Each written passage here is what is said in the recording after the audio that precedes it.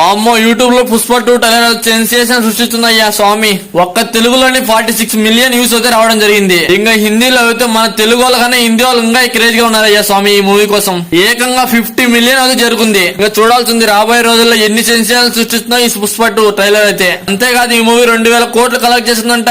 ఎక్కడ చూసినా పుష్ప 2 అనే ఉంది. పుష్ప 2 క్రేజ్ చూస్తానంటే ఈజీగా 2000 కోట్స్ అయితే కాల్ చేస్తా అనిపిస్తుంది నాకైతే. అప్పుడెప్పుడో బాహుబలి 2 పోతే ఇంత క్రేజ్ ఉంది, మళ్ళా ఇప్పుడు చూస్తున్నా ఇంత క్రేజ్. నేను నాకు తెలిసినంత వరకు తెలుగులో కన్నా హిందీలో ఎక్కువ కలెక్ట్ చేసిందని నాకైతే బలంగా అనిపిస్తుంది. మీకేమనిపిస్తుంది కింద కామెంట్ చేసేయండి.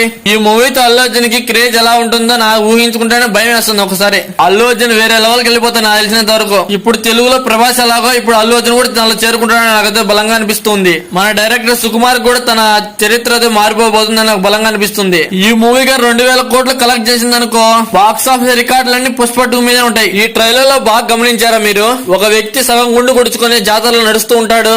ఆ సీన్ చూడడానికి నేను ఈగర్లే వెయిటింగ్. అబ్బా ఈ సినిమాపై ఇంత హైప్ పెంచుకున్న మనకు ఎక్కడ నిరాశ రాకూడదని మనస్ఫూర్తిగా కోరుకుంటున్నాను. కానీ కొంతమంది సోషల్ మీడియాలో ఈ ట్రైలర్ ఏం బాగాలేదని చాలా మంది అయితే చెప్తున్నారు. ఈ ట్రైలర్ అయితే నాకు చాలా అంటే చాలా బాగా నచ్చేసింది. మీకు ఎంతమంది నచ్చిందో కింద కామెంట్స్ లో కామెంట్ చేయండి. మీకు నచ్చిన మూమెంట్ ఏదో కింద కామెంట్స్ లో కామెంట్ చేయడం మాత్రం మర్చిపోకండి. ఈ ట్రైలర్ ఎంతమంది నచ్చిందో కింద కామెంట్ సెక్షన్ లో కామెంట్ చేసి లైక్ చేయండి. ఎంతమందికి నచ్చిందో చూద్దాం ఒకసారి. లైక్ బటన్ పగిలిపోవాలి మీరు చేసే లైక్ కి. మళ్ళీ మన రివ్యూతో కలుసుకుందాం. అంతకంటే ముందు మన channel first subscribe bell icon పెట్టుకోండి. Thank you for watching and bye.